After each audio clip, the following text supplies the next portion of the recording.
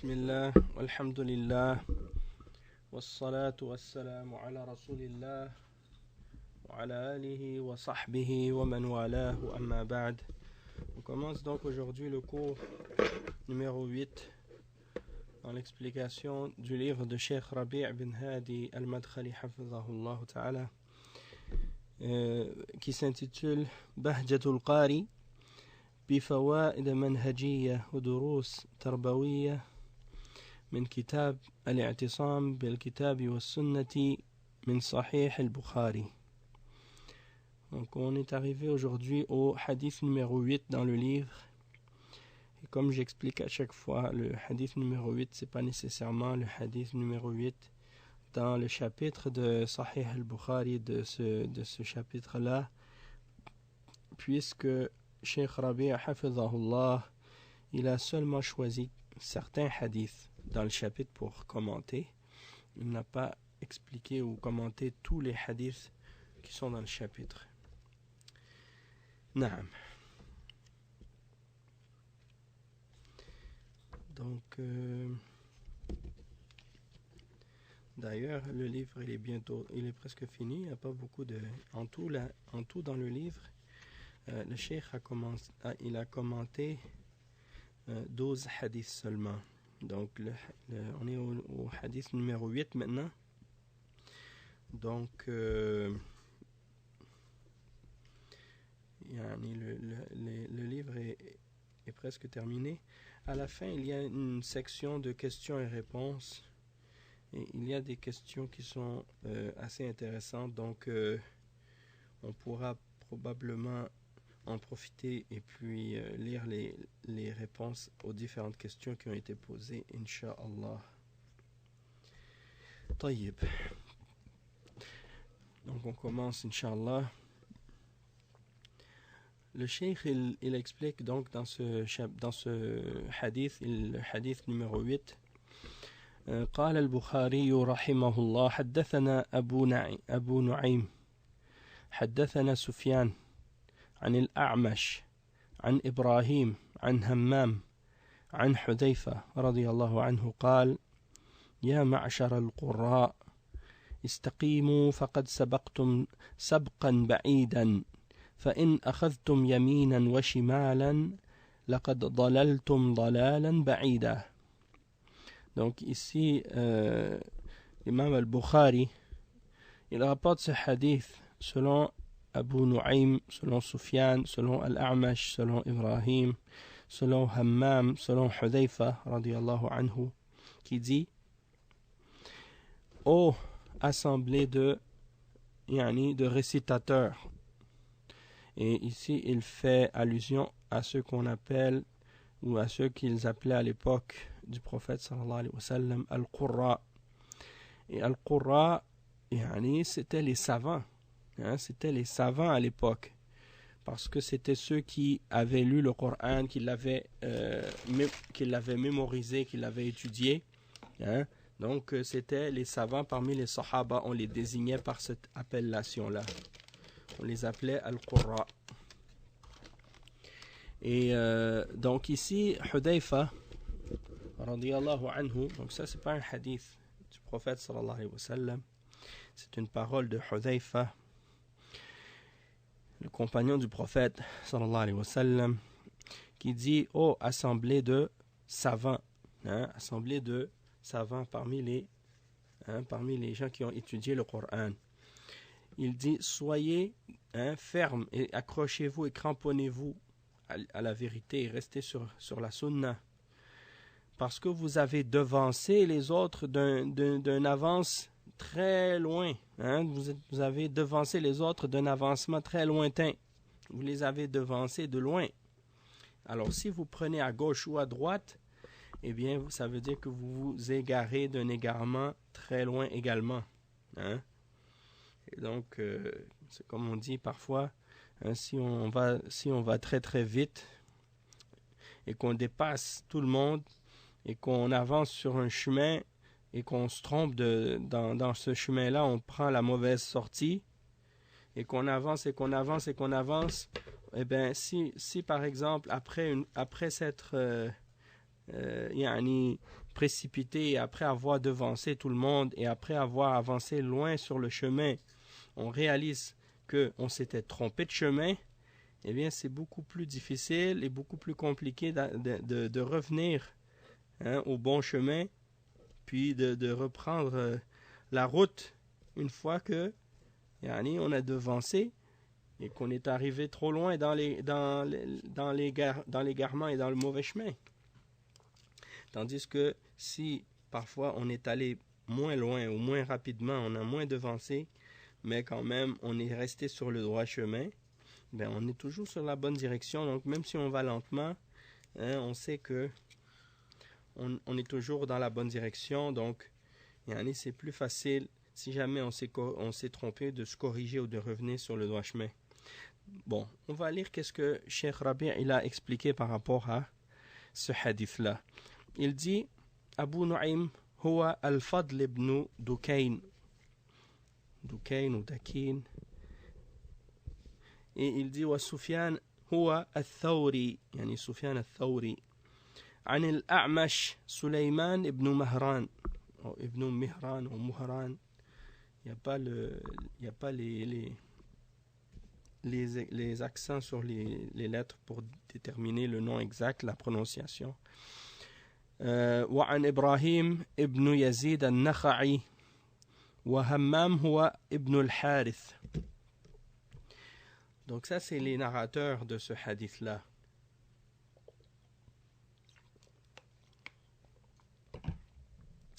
Et ils ont rapporté cette parole de Hudayfa qui dit Ya ma'shar al-qurra. Et Cheikh Rabi' il dit al-qurra huna hum al-ulama al-ubbad alladhina yafqahuna kitab Allah wa sunnata rasulih alayhi salatu wassalam. Donc il dit ici, Hudayfa il dit ô assemblée de savants. Il dit al-qurra, ce sont les adorateurs, les savants, les ulama et les adorateurs qui ont la compréhension du livre d'Allah et la sunna du messager et de la sunna du messager sallallahu alayhi wa sallam. Et donc Hudayfa il dit istaqimu faqad sabaqtum sabqan ba'idan المتسابقون في الحبلة فيهم السابق وفيهم اللاحق فالسابق هو الذي يصل إلى الشأو والغاية قبل غيره فإذا استقمتم وصلتم إلى الغاية المطلوبة ومعنى سبقا بعيدا أي واسعا. Donc le cheikh il explique ici que Hudayfa il dit restez sur la droiture, restez droite, restez sur, cramponnez-vous sur la vérité, restez ferme. Attendez un instant.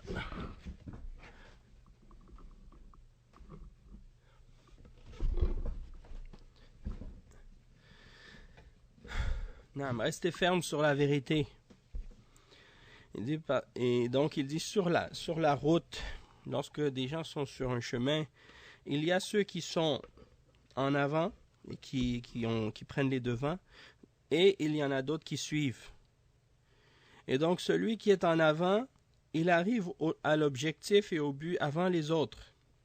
Donc si la personne est restée droite, eh bien si les gens sont restés droites sur le chemin, ils vont arriver au but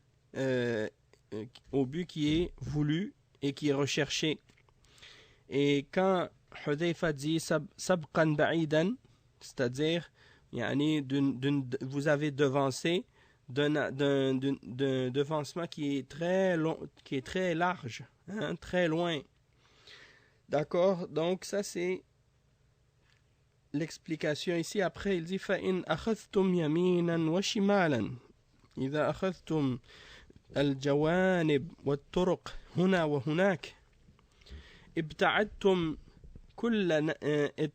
واتبعتم كل ناعق لقد ضللتم ضلالا بعيدا. وهذا المثل أخذه حذيفة رضي الله عنه من قول الله تبارك وتعالى وأن هذا صراطي مستقيما فاتبعوه ولا تتبعوا السبل فتفرق بكم عن سبيله ذلكم وصاكم به لعلكم تتقون. فهو يدعوهم إلى الاستقامة على كتاب الله وعلى سنة رسوله، على سنة رسول الله صلى الله عليه وسلم، والعمل بما فيهما وامتثال أوامرهما واجتناب نواهيهما، فإذا فعلوا ذلك سبقوا سبقا بعيدا لا يلحقون فيه. Donc ici le cheikh il dit ensuite que Hudayfa a dit, et si vous prenez à gauche, ou si vous prenez à gauche et à droite, c'est-à-dire vous commencez à prendre les côtés des chemins et les petits sentiers, ici et là, eh bien vous allez vous égarer, d'un égarement lointain. Si vous commencez à suivre toute personne qui appelle à n'importe quoi, eh bien, c'est ce qui va vous arriver, vous allez vous égarer d'un égarement lointain, puisque justement, vous avez devancé tout le monde. Donc il dit, et cet exemple, Hudayfa l'a pris de quoi? Il l'a pris de la parole d'Allah dans le Coran, lorsque Allah subhanahu wa ta'ala dit dans le verset 153 dans Surat Al-An'am, ce qui signifie: et voici mon chemin droit dans toute sa rectitude, alors suivez-le, et ne suivez pas les petits sentiers qui vous diviseront de son chemin.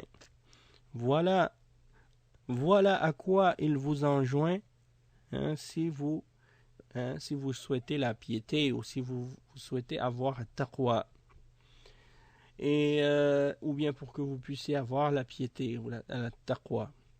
Et donc il dit, donc il les appelle à rester sur la droiture du chemin, c'est-à-dire de rester ferme et de s'accrocher au livre d'Allah et à la sunna du messager sallallahu alayhi wa sallam, et d'agir selon les règles qu'il y a dans ces deux sources de la religion, et de mettre en pratique les ordres qu'il y a dedans, et de s'écarter des interdictions qui sont mentionnées dedans. Et une fois qu'ils auront respecté cela, eh bien, ils auront devancé tout le monde d'une avance que personne ne pourra jamais rattraper. Et il dit: وَقَدْ حَصَلَ هَذَا السَّبْقِ لِأَصْحَابِ مُحَمَّدٍ صلى الله عليه وسلم ولا يلحقون في هذا السبق لأنهم عاصروا عهد نزول القرآن وعاصروا هذا النبي وشاهدوا نزول الوحي عليه الصلاة عليه وشاهدوا نزول الوحي عليه صلى الله عليه وسلم فيعلمون ويعملون، وكانوا يتعلمون القرآن 10 آيات لا يتجاوزونها إلى غيرها إلا إذا حفظوا 10 آيات الأول وفقهوها وعملوا بما فيها فتعلموا العلم والعمل رضي الله عنهم وجاهدوا في سبيل الله لإعلاء كلمة الله تبارك وتعالى وبذلوا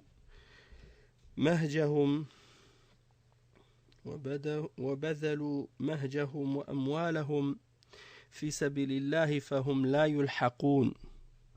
قال صلى الله عليه وسلم: والذي نفسي بيده لو أنفق أحدكم مثل أحد ذهب ما بلغ مد أحدهم ولا نصيفه، والتابعون قريبون منهم ويدخلون في رضوان الله ومغفرته ورحمته يشاركون في هذا في الجملة. قال تعالى: والسابقون الأولون من المهاجرين والأنصار والذين اتبعوهم بإحسان رضي الله عنهم ورضوا عنه وأعد لهم جنات تجري من تحتها الأنهار خالدين فيها أبدا ذلك الفوز العظيم فنحن علينا أن نتبعهم بإحسان فنكون على ما كانوا عليه من الثبات على كتاب الله وسنة رسوله صلى الله عليه وسلم والاستقامة عليهما وامتثال ما فيهما من الأوامر واجتناب ما فيهما من النواهي وتصديق ما فيهما من الأخبار والإيمان بما فيهما من الوعد والوعيد وتحليل ما أحله كتاب الله وسنة رسوله صلى الله عليه وسلم وتحريم ما حرماه فهذا هي الاستقامة وهي الثبات على ما جاء به محمد صلى الله عليه وسلم قال تعالى إن الذين قالوا ربنا الله ثم استقاموا تتنزل عليهم الملائكة أن لا تخافوا ولا تحزنوا وأبشروا بالجنة التي كنتم توعدون نحن أولياؤكم في الحياة الدنيا وفي الآخرة ولكم فيها ما تشتهي أنفسكم ولكم فيها ما تدعون نزلا من غفور رحيم فهذا جزاء من يستقيم على أمر الله فتأتيه الملائكة عند الاحتضار وتبشره بالجنة وتعامله بهذا الأسلوب الرقيق يرى عندها مقعده من الجنة إن الذين قالوا ربنا الله آمنوا به ووحدوه ونبذوا عبادة غيره تبارك وتعالى وثبتوا على ذلك تأتيهم الملائكة في هذه الحال العصيبة فتبشرهم بالجنة ويريهم الله مقاعدهم من الجنة أما إن كان كافرا أو ضالا يستحق العذاب فإنه يرى مقعده من النار. Donc le cheikh il explique ensuite, il dit que cette avance et ce devancement,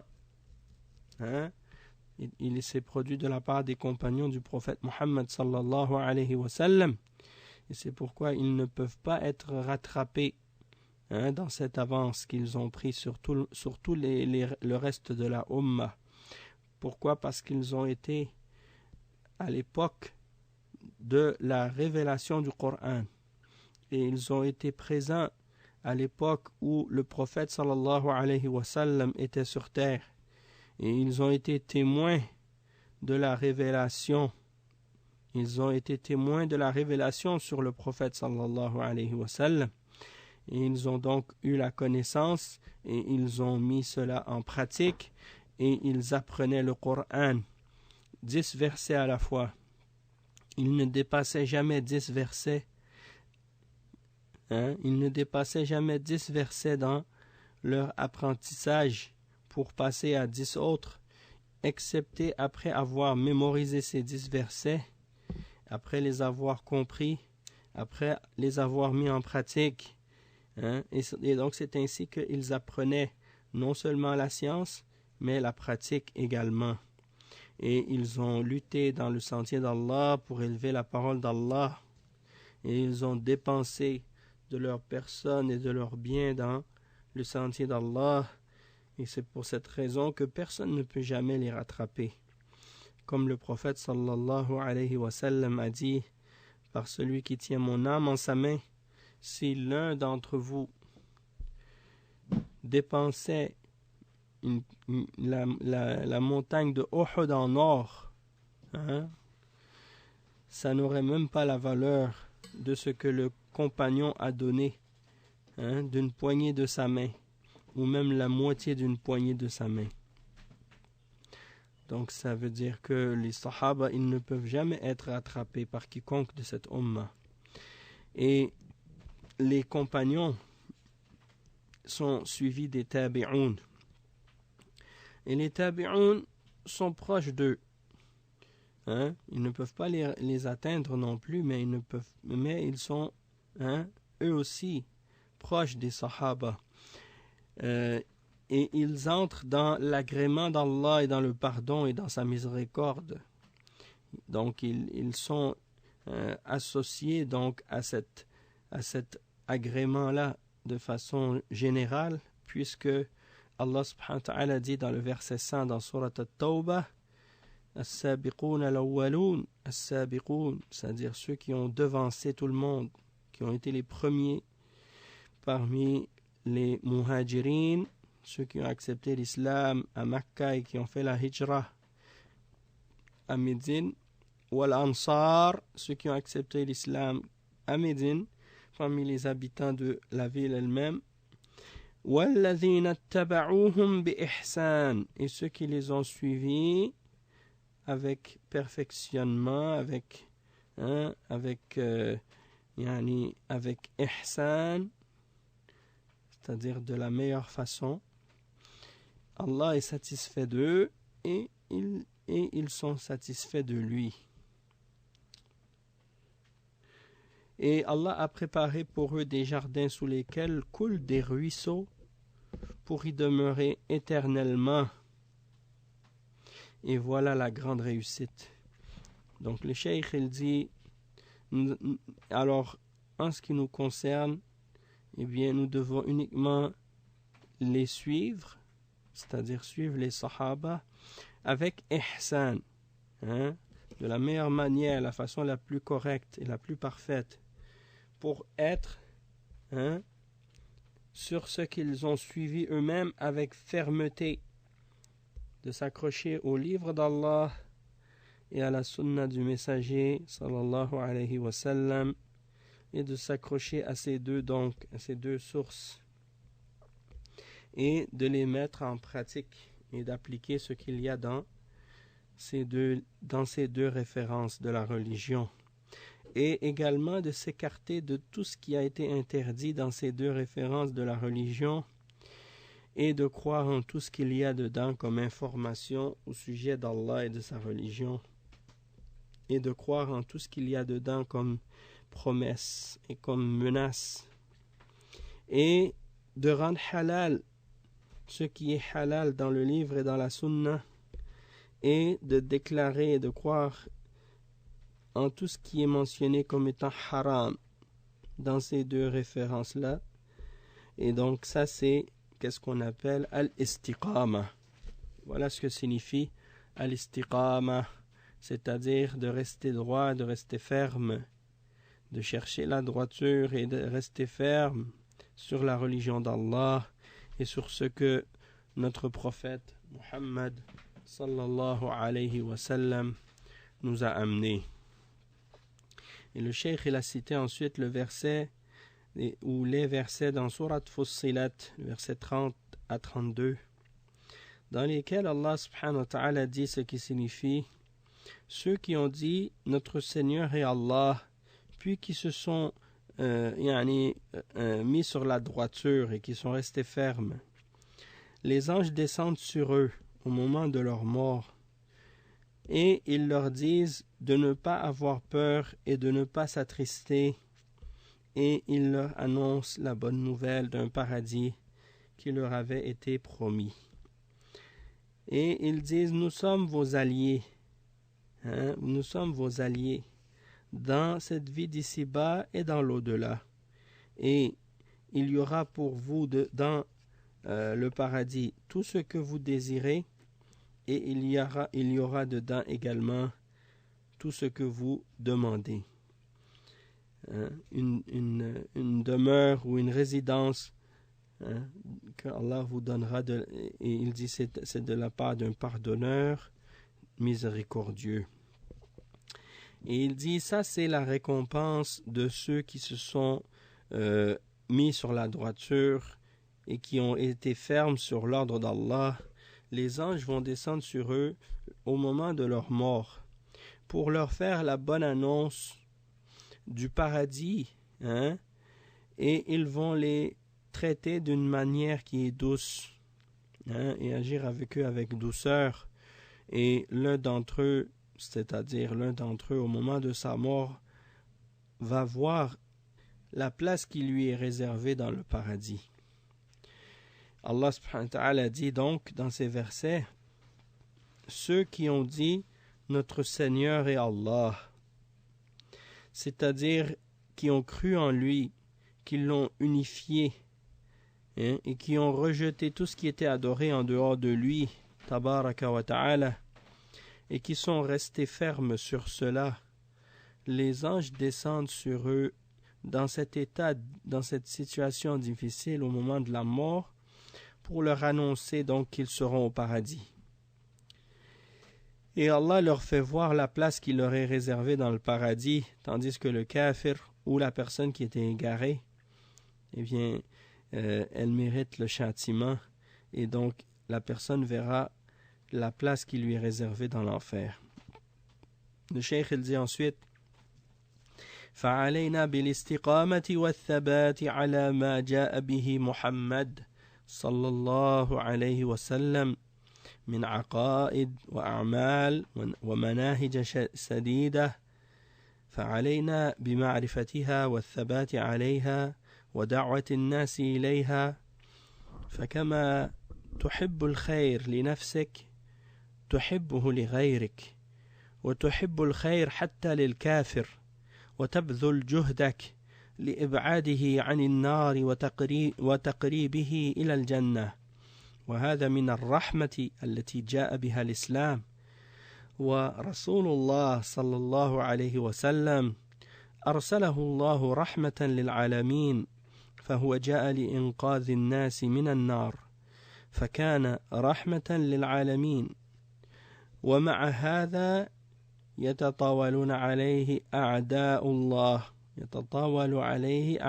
الله ويتهمون دينه بالوحشية وغير ذلك، فلا حول ولا قوة إلا بالله.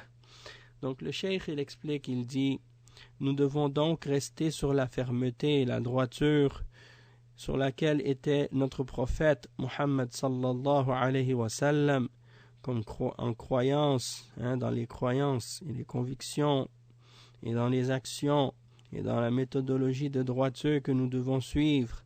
Et nous devons également avoir de la connaissance et rester ferme sur cette connaissance et inviter les autres à cette connaissance. Et il dit, de la même manière que tu aimes le bien pour toi-même, tu dois également l'aimer pour les autres. Et tu dois également aimer le bien même pour les kafirs, même pour la personne qui est mécréante. Et tu dois faire tout ce qu'il y a dans ton pouvoir et faire tous tes efforts pour essayer d'éloigner ce kafir de l'enfer et de le rapprocher du paradis. Et ça, c'est parmi les exemples de la miséricorde qui est venue par l'islam, qui est venu avec l'islam et ce messager d'Allah que Allah a envoyé, sallallahu alayhi wa sallam, comme une miséricorde pour les mondes et pour sauver l'humanité de l'enfer. Et donc c'est une miséricorde pour l'humanité et pour tous les mondes. Et malgré cela, les ennemis de l'islam se permettent de parler contre lui et d'accuser sa religion de sauvage, d'être sauvage et des choses de ce genre. Et il n'y a pas de doute que tout ça c'est des mensonges. Wala hawla wala quwwata illa billah. Cheikh Rabi' hafizahullah, il dit فعلينا أن نمثل الإسلام أحسن تمثيل وأن نقوم به أحسن قيام ليقبل الناس على الدخول فيه وليسهل إنقاذهم بإذن الله من النار. وهذا أمر شرعه الله لنا، فالعلماء ورثة الأنبياء، والأنبياء يدعون الناس إلى الله ليدخلوا الجنة ولينجوا من النار، وورثتهم كذلك وورثتهم كذلك يحرصون أشد الحرص على هداية الخلق فيبذل الداعي إلى الله كل الأساليب التي تزين الإسلام وتحسنه في أعين الناس ويبتعد عن الأسباب المنفرة. فالآن هؤلاء الذين يكفرون ويفجرون ويدمرون شوهوا الإسلام وسلطوا الأعداء عليه يطعنون فيه وفي نبيه عليه الصلاة والسلام بسبب هذه الأعمال الوحشية، والإسلام بريء منها. فينبغي أن نتخلق بأخلاق الإسلام، أخلاق الرسول صلى الله عليه وسلم الكريم، ونصلح أنفسنا ونثبت أنفسنا على الحق، وندعو الناس إلى هذا الحق بالحكمة والموعظة الحسنة وبالأخلاق العالية التي مدح الله بها رسوله عليه الصلاة والسلام، حيث قال سبحانه وتعالى: وإنك لعلى خلق عظيم. وقد فطره الله على هذه الأخلاق، فحتى قبل أن يبعث كان يسمى بالصادق الأمين، وعرفوه بأحسن الأخلاق وأفضلها، ولكن لما صدع بالدعوة عانده المستكبرون. وأما من طهر قلبه من الكبر فاستجاب للرسول عليه الصلاة والسلام، ومن شحنه الشيطان بالكبر والعناد مثل أبي جهل وأبي لهب كذبوه، وقد كانوا من قبل يعترفون بصدقه، حتى إنهم إذا خلا بهم أحد وسألهم هل محمد يكذب فيعترفون بأنه لم يكذب. Donc ici le cheikh il mentionne un point intéressant aussi. Il dit, subhanallah, il dit nous devons donc être des exemples, des meilleurs exemples de l'islam. Et nous devons donc établir l'islam de la façon la plus parfaite et la meilleure pour que les gens puissent accepter l'islam et pour qu'ils puissent entrer dans l'islam et pour qu'il soit plus facile pour nous de les sauver par la permission d'Allah de l'enfer. Et ça, c'est une chose que Allah subhanahu wa ta'ala nous a légiféré. Et les savants sont les héritiers des prophètes. Et par conséquent, les prophètes, eux, ils invitent les gens à Allah, tabaraka wa ta'ala, et donc, ils les appellent à entrer au paradis pour qu'ils puissent être sauvés de l'enfer. Et les héritiers des prophètes, eh bien, eux aussi, ils essaient avec beaucoup d'ardeur et beaucoup d'efforts pour essayer le maximum et le plus qu'ils peuvent de faire en sorte que les hommes soient guidés et que les êtres humains soient guidés à la vérité. Et donc, ils dépensent tout ce qu'ils peuvent. Et la personne qui invite à Allah, elle fait tout ce qui est en sa capacité pour essayer de faire en sorte d'embellir l'islam par tous les moyens licites et permis en islam, et d'enjoliver l'islam aux yeux des gens, et de s'écarter de toutes les causes qui pourraient faire éloigner les gens ou faire fuir les gens de l'islam. Donc, l'islam, il est en lui-même, comme le cheikh il le dit ici, l'islam en lui-même, il est beau. C'est la religion d'Allah, elle est belle. Mais des fois, quelqu'un, s'il n'utilise pas les bonnes méthodes et la bonne façon de présenter l'islam, il peut y arriver que certaines personnes, justement, soient des causes pour faire fuir les autres de la vérité et les éloigner de l'islam. Donc il faut faire attention. Et le cheikh il dit à propos de ça, par exemple, qu'aujourd'hui tu vois les gens, par exemple, ceux qui font le takfir, ils déclarent mécréants les musulmans, les dirigeants, les ulama, les musulmans en général, et qui font des attaques et des attentats hein, et qui détruit, ils font de la destruction et ainsi de suite, les terroristes, ils salissent l'image de l'islam et ils permettent par la suite, à cause de ça, à ce que les kuffars et les ennemis de l'islam justement utilisent ces actes-là comme un prétexte justement pour prendre le dessus sur les musulmans et pour écraser l'islam et pour écraser les musulmans et donc pour insulter et critiquer l'islam, les musulmans et le prophète sallallahu alayhi wa sallam à cause de ces actes sauvages que ces gens-là posent. Et l'islam est innocent de ce qu'ils font. Donc il est important pour nous d'adopter le comportement de noblesse qui est enseigné par l'islam, le comportement du messager d'Allah sallallahu alayhi wa sallam, et de nous réformer, de nous réformer nous-mêmes pour nous accrocher fermement sur la vérité et inviter les gens vers la vérité et vers l'islam avec sagesse, avec la belle exhortation, avec les comportements nobles et élevés que Allah subhanahu wa ta'ala a glorifié chez son messager alayhi salatu wassalam lorsqu'il lui a dit et certes tu es sur un comportement et des manières qui sont immenses et grandes, et donc c'était pour montrer à quel point il avait un comportement noble, un comportement méritoire et noble et les meilleures manières.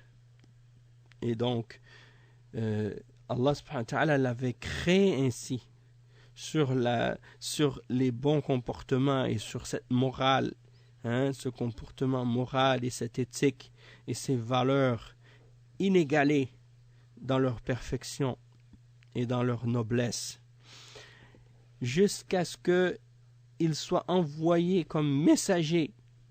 Et même avant cela, il était appelé par ses contemporains et par son peuple As-Sadiqul Amin, c'est-à-dire le véridique, celui qui est honnête et fiable.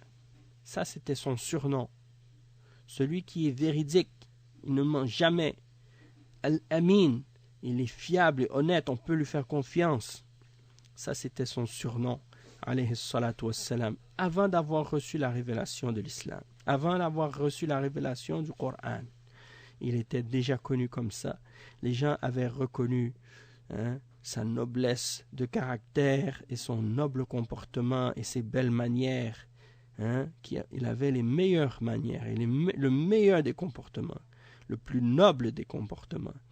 Et il dit, et lorsqu'il a divulgué sa da'wa et qu'il a appelé ouvertement les hommes au tawhid et à l'islam, les gens qui étaient orgueilleux et fiers se sont objectés et opposés à sa da'wa, tandis que celui qui avait un cœur pur et qui avait un cœur qui était purifié par Allah de toute forme d'orgueil, eh bien ceux-là ont répondu à son invitation, à l'invitation du messager sallallahu alayhi wa sallam, tandis que celui que le shaitan a poussé vers l'orgueil et l'obstination, obstination dans le faux, comme Abu Jahl et Abu Lahab, eux ils ont traité la vérité de mensonge et ils ont refusé d'accepter le message du messager sallallahu alayhi wa sallam, alors qu'auparavant ils étaient les premiers à reconnaître qu'il était véridique. Et même que lorsqu'ils se réunissaient entre eux, les mushrikines comme Abu Lahab et Abu Jahl, et qu'ils discutaient entre eux et qu'ils posaient la question, est-ce que Muhammad ment? Ils reconnaissaient les uns aux autres qu'ils ne mentaient pas. Mais c'est l'orgueil. Des fois, certains parfois parmi les musulmans, ils s'imaginent que si par exemple les kuffars ils n'acceptent pas l'islam, c'est uniquement parce qu'ils sont ignorants. Ils disent non, les koufars, et même il y en a parmi les musulmans certains ignorants qui disent non, il ne faut pas les appeler koufars parce qu'ils sont ignorants, c'est pas leur faute. Hein? Et ils s'imaginent que quelqu'un ne peut pas être kafir excepté s'il est ignorant. Parce qu'ils disent s'il n'était pas ignorant, il ne serait pas kafir. Hein? Il accepterait l'islam. Et ça, c'est faux.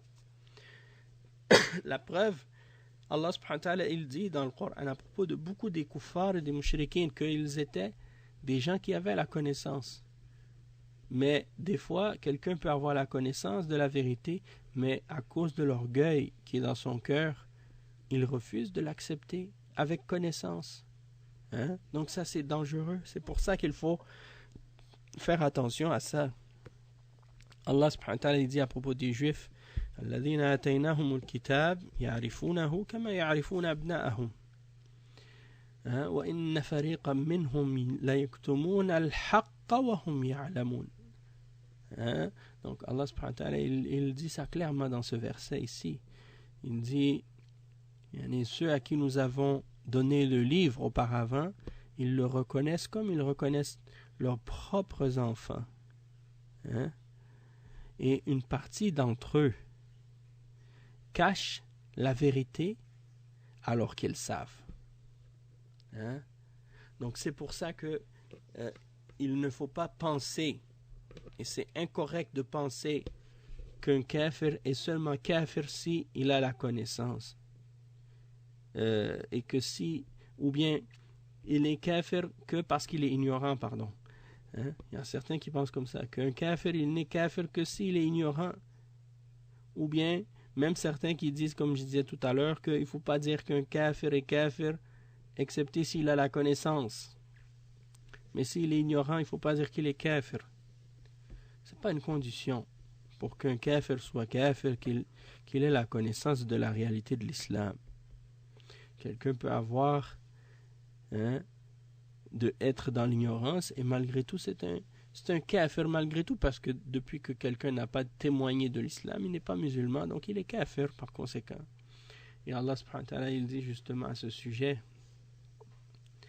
وَإِنْ أَحَدٌ مِّنَ الْمُشْرِكِينَ اسْتَجَارَكَ فَأَجِرْهُ حَتَّى يَسْمَعَ كَلَامَ اللَّهِ ثُمَّ أَبْلِغْهُ مَأْمَنَهُ. Et il dit, et si un d'entre les mushrikines te demande de le protéger, c'est-à-dire le mushrik, il veut rentrer chez les musulmans pour aller faire quelque chose qu'il a à faire, alors il te demande la protection pour aller faire qu'est-ce qu'il a à faire, et ensuite il retourne, ou bien il s'en va là où il veut aller.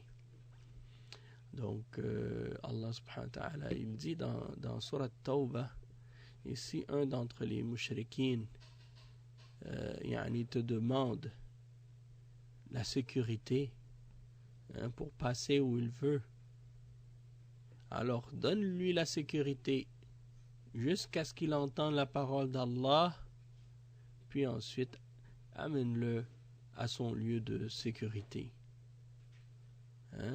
Parce que ce sont des gens qui ne savent pas. Donc ça, c'est important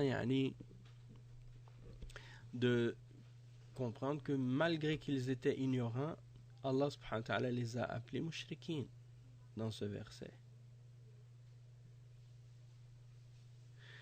Et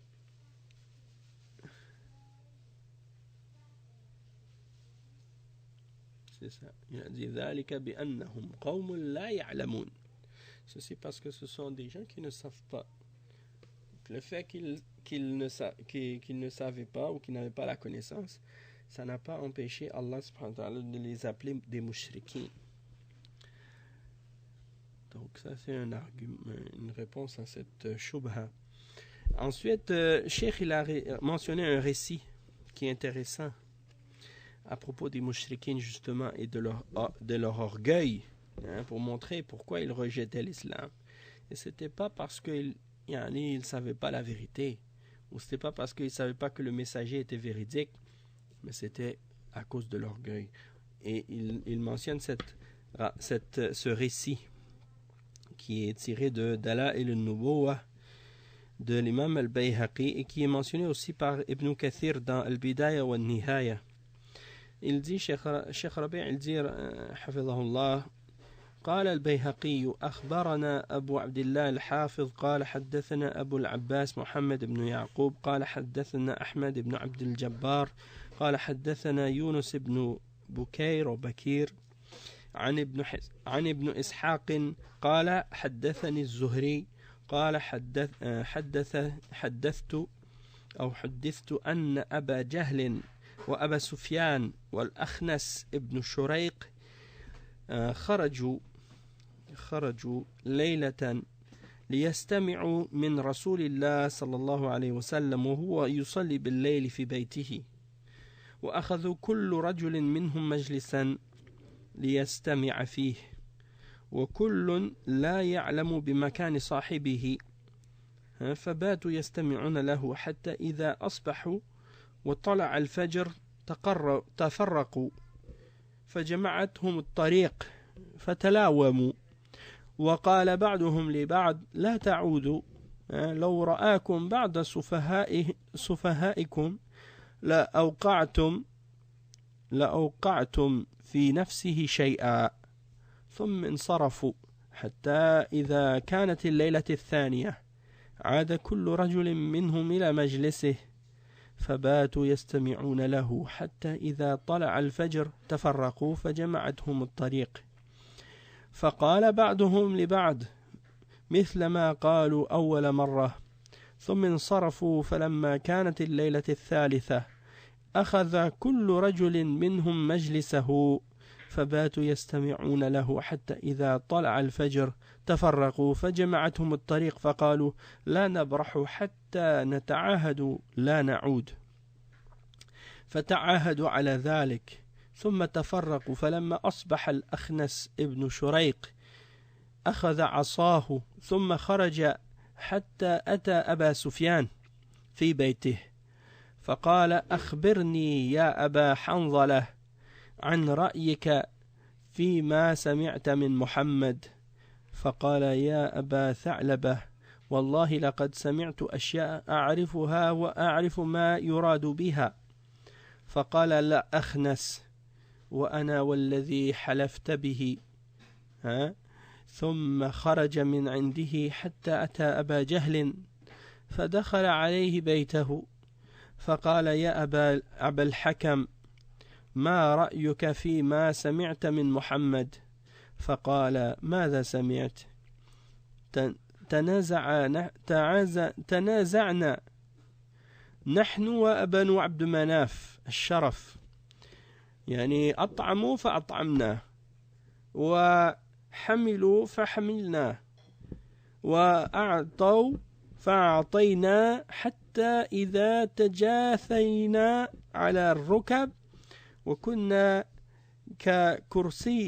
ككرسي رهان قالوا منا نبي يأتيه الوحي من السماء فمتى ندرك هذه والله لا نؤمن به أبدا ولا نصدقه فقام عنه الأخنس بن شريق. Donc c'est une belle histoire en fait, subhanallah. Il dit donc c'est rapporté cette histoire par Al-Bayhaqi, il rapporte avec l'isnad jusqu'à Az-Zuhri. Il dit, on m'a dit que, ou on m'a raconté que Abu Jahl, Abu Sufyan et Al-Akhnas ibn Shurayq, les trois sortaient la nuit pour aller écouter le messager d'Allah sallallahu alayhi wa sallam qui priait dans sa maison la nuit. Et ils n'étaient pas musulmans à l'époque, c'était à Mecca, c'était des mouchriquins. On sait que Abu Jahl, pas Abu Jahl, Abu Jahl il est mort, mécréant.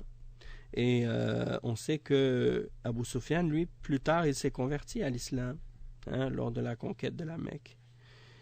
Tandis que Al-Akhnas ibn Shurayq, ça je ne sais pas, Allahu a'lam, mais il raconte donc que les trois, ils se réunissent. En fait, les trois, ils ne savaient pas, en fait. Ils partaient les trois, et ils allaient écouter le Coran. Chacun d'entre eux se plaçait à quelque part, il s'assoyait, et ils ne se voyaient pas, en fait. L'un ne savait pas que l'autre était là. Ils restaient toute la nuit à écouter le Coran. Puis lorsque venait l'aube, ils quittaient leur place et ils se retrouvaient sur le chemin. Alors, lorsqu'ils se retrouvaient, ils se blâmaient les uns les autres. Et ils disaient l'un à l'autre, on ne revient pas, ne revenez pas. Parce que si certains faibles d'esprit parmi les gens de la Mecque vous voyaient de cette façon, réunis le matin autour de la maison du prophète Mohammed sallallahu alayhi wa sallam, eh bien, il aurait peut-être quelque chose en lui-même, comme un doute à votre sujet ou quelque chose comme ça. Donc, ils se sont séparés en se disant l'un l'autre qu'ils n'allaient pas revenir le lendemain. Puis, la nuit suivante, chacun d'entre eux revenait à la place où il était la nuit précédente et il passait toute la nuit à écouter jusqu'à ce que l'aube arrivait, et puis à ce moment-là, ils se séparaient, ils quittaient leur place et ils s'en retournaient chez eux, et ils se retrouvaient encore une fois sur le chemin. Alors ils se disaient l'un aux autres la même chose que ce qu'ils s'étaient dit la première fois. C'est-à-dire, il fallait pas venir, c'est pas bien si on vient ici, les gens ils vont nous voir, et ainsi de suite, ils vont commencer à parler. Donc, ils se sont séparés encore une fois. Et la troisième nuit, encore une fois, ils sont revenus pour écouter le Coran. Et ils ont passé toute la nuit encore une fois, chacun à sa place. Puis lorsque l'aube est arrivée, ils se sont revus encore sur le chemin. Alors ils ont dit, écoutez, on va faire le serment, et on va s'engager à ne plus jamais revenir. Alors ils ont fait le serment de ça. Puis ils se sont séparés. Alors lorsque l'aube est venue, un d'entre eux, Al-Akhnas ibn Shurayq, il a pris son bâton, puis il est sorti pour aller vers la maison de Abu Sufyan. Et il a dit, oh Abu Hanzala, en parlant à Abu Sufyan, il dit, qu'est-ce que tu penses de ce que tu entends de Mohammed, de qu'est-ce qu'il récite? Et il lui a dit, oh Aba Tha'laba, par Allah, j'ai entendu des choses que je reconnais, des choses que je sais exactement ce qui est voulu dans ces paroles-là. Et Al-Akhnas a dit, et moi aussi, par celui par qui tu as juré. Et il a dit, alors il est sorti de chez Abu Sufyan et il est parti voir Abu Jahl. Alors il est rentré chez Abu Jahl dans sa maison.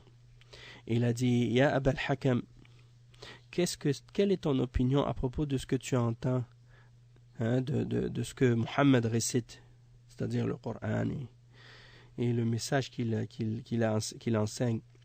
Alors ils ont dit, qu'est-ce que j'ai entendu? Qu'est-ce que j'ai entendu? On s'est disputé, nous et les fils d'Abdou Manaf, la noblesse. Ils ont nourri les gens, alors nous on a nourri les gens. Ils ont porté des choses, nous on a porté aussi. Ils ont donné, nous on a donné. Jusqu'à ce qu'on était tous les deux à genoux, à égalité. Eh bien, il dit, c'est comme si eux, ils viennent, puis ils disent, on a un prophète parmi nous qui reçoit la révélation du ciel. Alors, il dit, comment on va faire maintenant pour rattraper ça, pour les rejoindre dans ça? C'est pas possible. C'est-à-dire que la famille de Bani Hashim était toujours en compétition entre les autres fils de Abdou Manaf. Ils sont tous en compétition. Les différentes familles de Quraysh, elles sont toutes en compétition l'une avec l'autre. Et là, ils étaient toujours en train de se battre pour la noblesse, pour savoir laquelle des familles de Quraysh était la plus noble. Et à chaque fois, ils étaient à égalité. Et là, il dit, mais là maintenant, ils viennent pour dire que il y a un prophète parmi eux qui reçoit la révélation du ciel. Alors là, maintenant, comment on va faire pour les rattraper? C'est pas possible. Alors, à cause de ça, il dit, on ne va jamais, par Allah, on va jamais croire en lui. Hein? Alors, à ce moment-là, l'Akhnas ibn Shurayh, il s'est levé et il est parti. Donc ça, c'est un exemple pour montrer comment Abu Jahl, il explique la raison de son rejet de l'islam. Et que ce n'était pas à cause qu'il avait un doute sur ce que le messager Muhammad sallallahu alayhi wa sallam disait, mais c'était plutôt à cause de son orgueil. Donc, Cheikh Rabi' il dit ensuite, donc le Cheikh il dit فعلينا بالأخلاق الفاضلة في الدعوة إلى الله وعلينا بالاستقامة على كتاب الله لأننا إذا دعونا الناس إلى التمسك بالإسلام فليكن لنا السبق البعيد في التمسك به فبعض الناس تناقض أفعاله أقواله يعني أو تناقض أفعاله أقواله والله يقول لهذا الصنف كبر مقتا عند الله أن تقولوا ما لا تفعلون ومن أشد الناس عذابا من يدعو الناس إلى الخير ولا يعمل به فكونوا صادقين في التعامل مع الله صادقين في تطبيق الإسلام ظاهرا وباطنا نسأل الله أن يثبتنا وإياكم على طريق الهدى وأن يرزقنا الاستقامة على دينه وأن يجنبنا الانحراف وأسبابه وأسبابه إن ربنا لسميع الدعاء. Donc le cheikh il termine donc cette explication en disant nous devons donc avoir la noblesse du comportement, le comportement d'excellence dans notre façon d'inviter les hommes à l'islam, et nous devons également nous cramponner au livre d'Allah et rester fermes sur le livre d'Allah. Et il dit parce que nous devons lorsque nous invitons les gens à l'islam, nous y accrocher. Et on doit devancer tout le monde d'une façon très large dans notre attachement à l'islam. Parce que certaines personnes, leurs actions contredisent leurs paroles. Et Allah dit à propos de cette catégorie de personnes, ce qu'il dit dans le verset 3 dans Surat As-Saff, كبر مقتا عند الله أن تقولوا ما لا تفعلون. Il dit ça, c'est quelque chose qui amène une grande colère d'Allah lorsque vous dites ce que vous ne faites pas. Et donc il dit donc les gens qui auront le châtiment le plus sévère au jour de la résurrection seront les hommes qui ont appelé au bien mais qui ne le pratiquaient pas eux-mêmes. Alors soyez sincères dans votre interaction et dans votre agissement avec Allah subhanahu wa ta'ala, et soyez véridiques dans votre application de l'islam, que ce soit en apparence ou intérieurement. Et il dit, et on demande à Allah subhanahu wa ta'ala de nous raffermir ainsi que vous-même sur le chemin de la guidance, et qu'il nous donne la fermeté sur sa religion et qu'il nous écarte de la déviation et des causes de la déviation. Certes, notre Seigneur exauce les invocations. Donc, il termine donc ce hadith et son explication avec cette parole. On va s'arrêter ici pour aujourd'hui, Inch'Allah, et on continuera avec les autres cours, Inch'Allah, demain. Donc, juste pour vous rappeler que on aura une autre conférence tout de suite après, dans à peu près, Inch'Allah, 15-20 minutes, parce que je dois faire le Maghrib, Salat al-Maghrib. Et puis après, Inch'Allah, je vais commencer la conférence, Inch'Allah, sur la radio Al-Furqan. J'ai posté le lien déjà sur Twitter. Donc, Inch'Allah, si vous voulez, je le reposterai encore une fois pour vous rappeler, Inch'Allah. سبحانك اللهم وبحمدك أشهد أن لا إله إلا أنت استغفرك وأتوب إليك وصلى الله وسلم على نبينا محمد وعلى آله وصحبه أجمعين والسلام عليكم ورحمة الله وبركاته